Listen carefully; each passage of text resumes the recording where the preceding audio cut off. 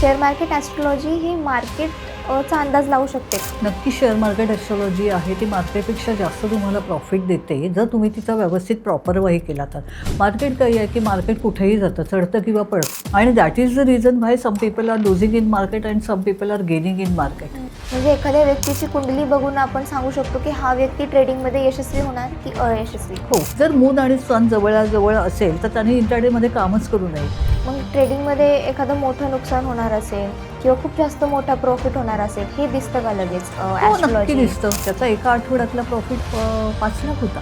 मग ते over ट्रेडिंगवर control कसं करायचं तर ते ॲस्ट्रॉलॉजी शिकवते. 10 ट्रेड टाकून जर तुमचा प्रॉफिट 1 लाख असेल आणि 100 ट्रेड टाकून 1 लाख असेल तर त्याच्यामध्ये डेफिनेटली ॲव्हरेजमध्ये फरक आहे ना. पण 1 लाखाच्या ट्रेडमध्ये तुमचं ब्रोकरेज किती गेलं? आता निफ्टीमध्ये बाईंग येते किंवा सेलिंग येते म्हणजे काय होतं एक्झॅक्टली? तर मी इंट्राडे करायला पाहिजे की लाँग टर्म करायला पाहिजे?